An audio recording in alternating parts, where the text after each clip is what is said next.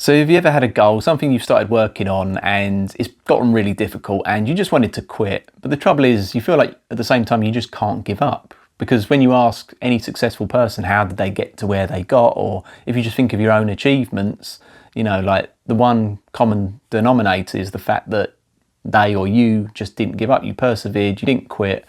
But it can be quite difficult to just feel like persevering when you're just not getting that feedback, you're not getting any evidence that things are working out.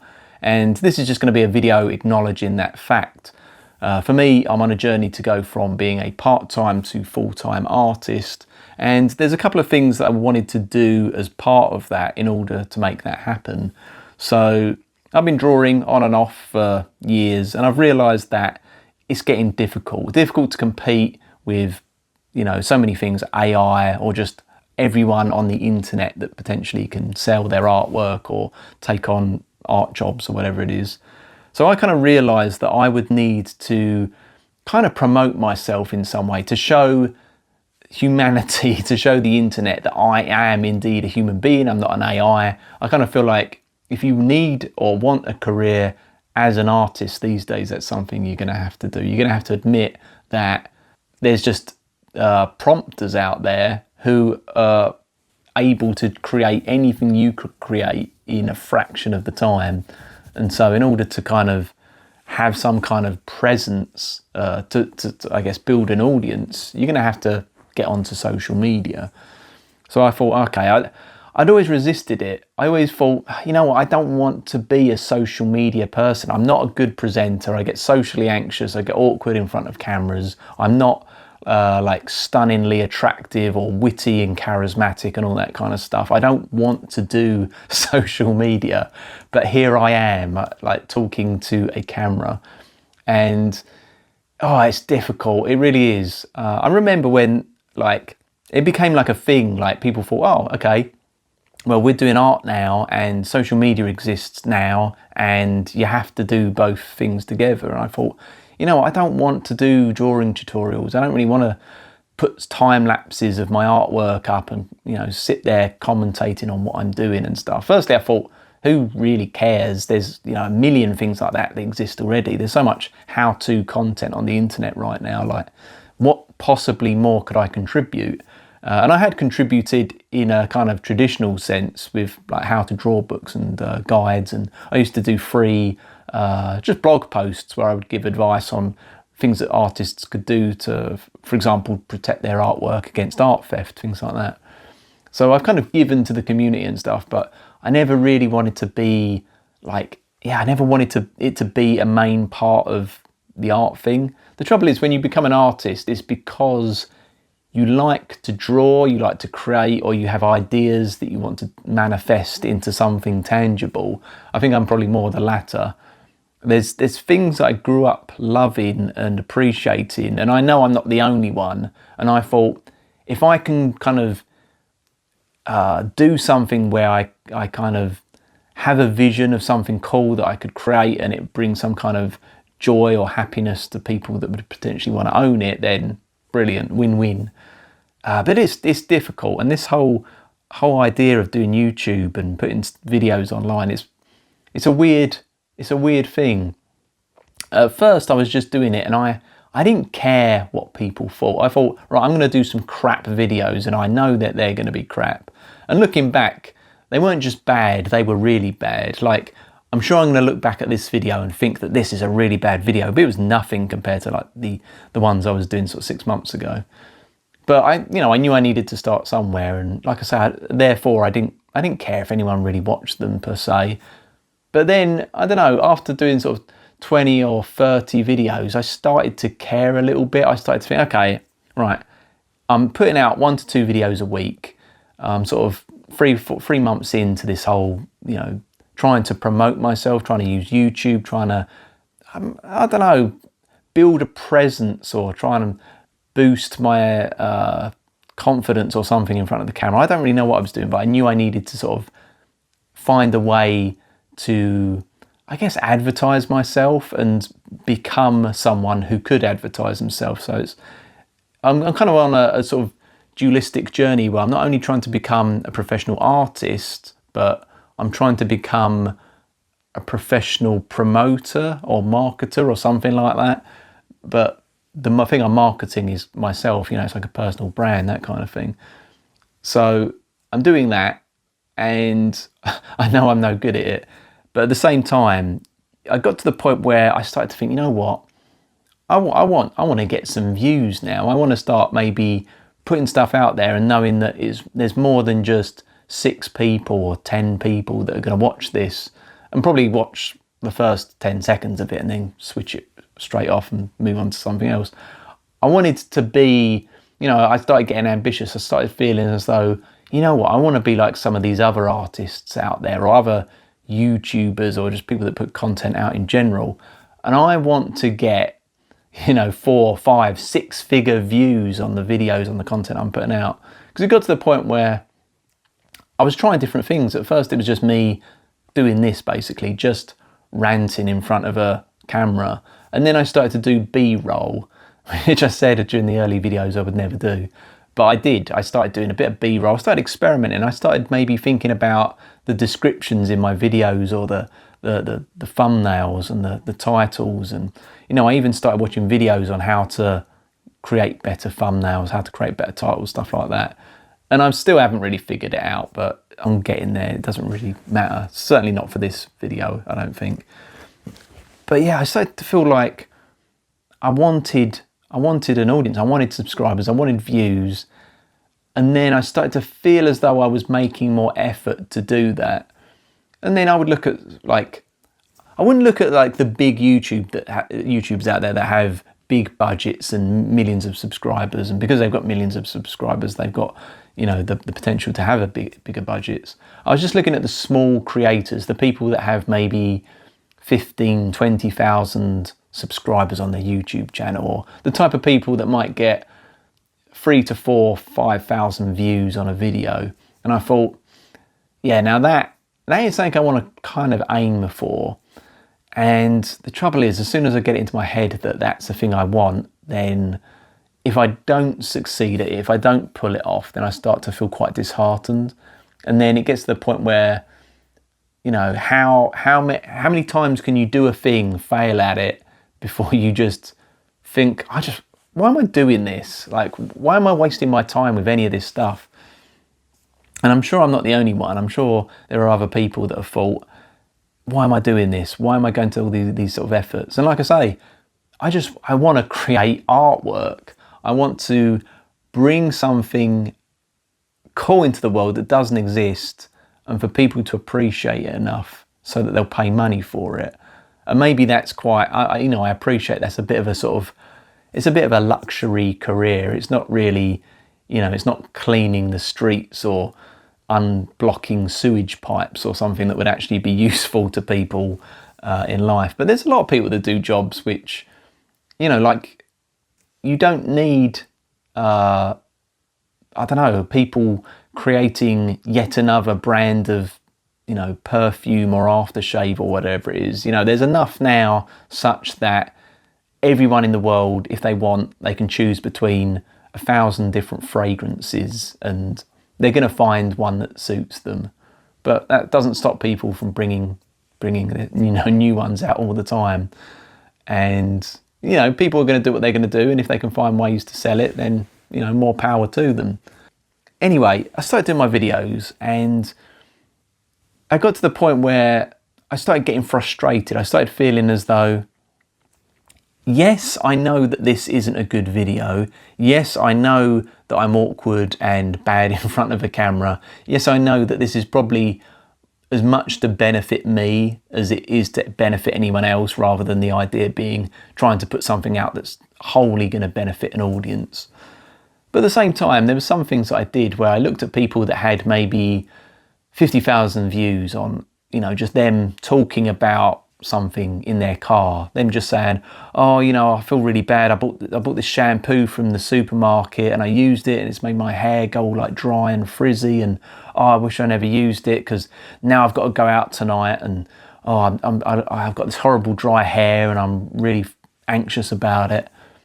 Yeah, people would give that a load of views, and I thought, okay, can I do that?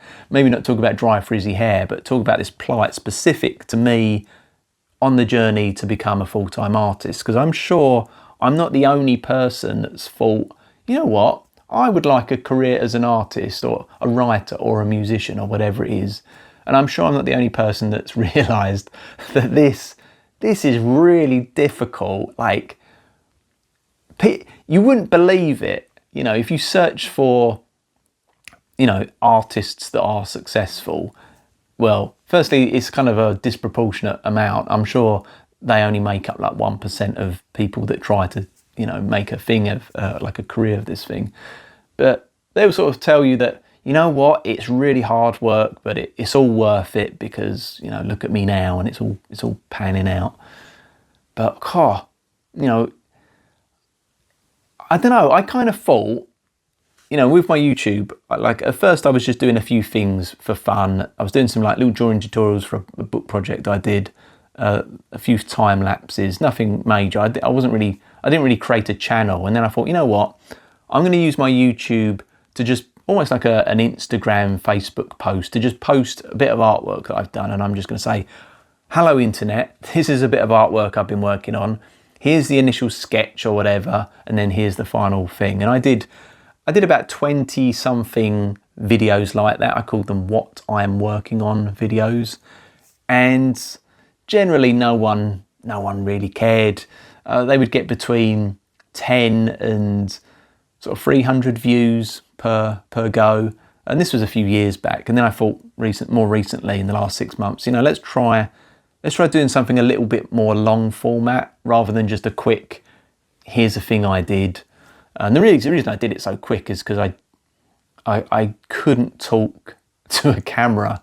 I couldn't sustain a monologue for longer than about 1 to 2 minutes until I would just like completely freeze up, dry up and stutter and get stifled. And, you know, I'm working on that right now. I'm trying to figure out how I can keep talking and how I can kind of, yeah, just not stutter, pause, and just completely freeze up. And, you know, it might happen in this video. Let's carry on. Hopefully not. But yeah, so then I sort of moved on to long form chatting, and it was an exercise in trying to talk for longer and also try and do what I'm doing now, like just being honest about the plight and just how tricky it is and the things I've worked on. And I think it's quite interesting. I think there are a lot of people that will just say, oh, this is a thing I worked on, and that's it. And it's like, right, okay. So I thought, well, what I'll do is I'll say, okay, this is a thing I worked on and now I'm no longer doing it, and this is why I'm no longer doing it. You know, or this is kind of like the steps I went through to have a career even as a part-time artist. Because I think there's a lot of knowledge to be gained from someone like myself who tried to be a concept artist for games way back in the day, and then that didn't really work. So then I thought, what else could I do that was sort of design based? So I kind of got into web design and I tried freelancing with that for a little bit. That didn't really take off, and I thought, okay, I need an employed job.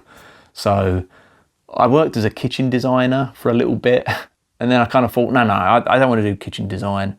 I want to maybe be a graphic designer, more so with like book layouts and things rather than what I had been doing, which was website design. The trouble with website design is half of it is design, half of it is coding.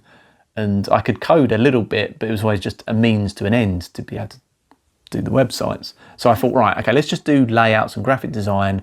I only need to know how to use the tool of InDesign, or at the time Quark Express, which was the software of choice. I thought, right, I'm going to learn Quark Express. I went to uni for a few years, and then anyway came out of it 3 years later with a degree. And then I went through different jobs. I went back into sort of web design and graphic design for a bit, and then I ended up going back into sort of illustration. Then I worked as a part-time tattoo artist for 10, 11 years. And now I'm kind of back to sort of selling art and stuff like that. And I think because of that whole journey of doing all those different things, it's given me quite a unique perspective, which I would like to share with people out there who I think would find something useful in that, but I don't know exactly what would be useful to share. So what I would like is to get some kind of feedback from people to say, you know what, you've done all these things, Ben. Tell me how to become a tattoo artist. Tell me how to become a graphic designer. Tell me what your thoughts are on, illustration or being an illustrator or whatever it is. And I can give my 2 pence worth. The trouble is that when you're sort of starting out and you're trying to sort of build some traction on YouTube, no one cares. No one gives a feck what the hell you're doing. And like I say, most people would have just checked out of the video, like this video by now. Like I'm assuming this one's probably going to get 12 views or something like that. So most people won't make it to the end. There'll be about 2 people. And out of those, I don't know, they might even just be friends or whatever. People who, are interested to know what I'm talking about, what I'm saying, what I'm doing, but they don't necessarily even want to become artists. There's no knowledge there that I could sort of impart, which will kind of help them. But I would like to do that. I'd like to get some sort of feedback. I'd like to know what people want, outside of just tutorials on how to draw. And maybe it's up to me. Maybe it's up to me to figure that out. Maybe it's up to me to figure out how can I impart kind of my experiences, in a kind of interesting way. It's so weird. I kind of think like 50 videos or more recent videos later, I think I've done over 100 videos on my YouTube channel now, and I still struggle with the idea that you're supposed to find what's working by just imitating other people and then just replicate that, compared to what I want to do, which is to some degree just do my own thing in some way, innovate, just talk from the, shoot from the hip, talk from the top of the head. I want to spit artistic facts at you from the top of the dome. Yeah, I don't know. I just feel as though it's difficult to want to go away, do research, find what the most popular videos are, try and just imitate them, knowing that because I don't have the budgets or I don't have the presenting prowess, I'm not going to even do as good of a job. I'm just going to think, what's the point? What am I doing here? And instead, I'm trying to figure out if there's just something else I can do, some kind of wisdom I can impart in a way that would be useful to people outside of just the same usual shit. And I'm not discounting the same usual shit, because the same usual shit or the good shit is good shit. There's a reason why videos have 100,000 or 5 million views or whatever. In part, it is a bit of a, the fact that the creators of those channels ended up getting the ball rolling, and it's very rare that someone just puts one video out on YouTube and sits back and it gets 500,000 or 1 million views. I mean, it can happen, but it's quite rare, and when it does happen, it wouldn't normally happen in a sort of hobby niche like art, I guess. And I guess my niche is even more niche, because not only am I trying, not only is art mostly considered like a sort of secondary hobby or like a little luxury thing that you do if you've got spare time, but I'm trying to figure out how to sort of turn this into a job, and most people aren't going to be able to do that. Most people, I think, would like to do that, but would realise that it's not really a thing because it's just so difficult. So yeah, anyway, this is a complete rant and just going off on all sorts of tangents, but trying to tie it all back, the idea is that I and other people that I'm aware of are either trying to be artists or are artists, professional artists. But in doing that, you can't just do art. You've got to do all this other stuff. You've got to go on YouTube and make videos, or, maybe Instagram, whatever. Find other ways to do what you want to do. And it's difficult when you feel like you're almost doing it begrudgingly. Like there's a part of you that is excited at the idea of creating a new thing, whether it's like, a campaign of images on Instagram, or, a series of videos on YouTube or something. There is creativity in that, but I'm feeling as though it was like back in the days, like I said, when I was a web designer and I would design websites, and then I would have to, write the HTML, and I was like, I don't want to write HTML. I don't want to look at, you know, margin widths and little div codes and stuff to try and arrange, elements on a page. I just want to do the aesthetic part. That's kind of what it's all about. But maybe it's wrong to think that. Maybe it's a bit of a dream to think that you can just do that kind of stuff. Or maybe you could have done that stuff 20 years ago or 50 years ago, whenever. But we're living in a different age now, an age where every artist needs to wear lots of hats. You know, they need 10 different income streams, and they have to be, you know, if you want to succeed as an artist, you have to be, you know, good at your art and also good at selling, good at just talking to customers or your audience on whatever platform that is.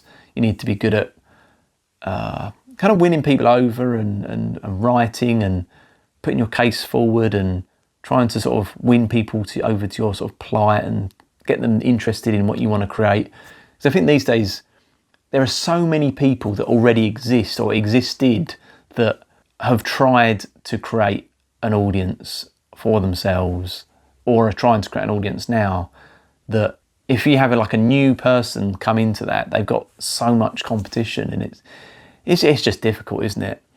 So where am I going from here? Well, there's a part of me that just wants to quit, just wants to give up. I kind of think after you've done, you know, you've put 100 videos out onto YouTube, and if you've got, you know, if you've only got a couple of hundred subscribers, if your videos typically only get a dozen views, you sort of think, why am I doing this? You know, why am I taking the time to continually put stuff out that, you know, comparatively it seems no one really cares about? So it is a difficult one. It's difficult, I think, some days when you just think, I'm trying to do this thing, no one really cares, I'm getting no feedback in the world that I'm kind of going in the right direction, and I don't really know if I have it in me to do the things that need doing to be able to go in the right direction.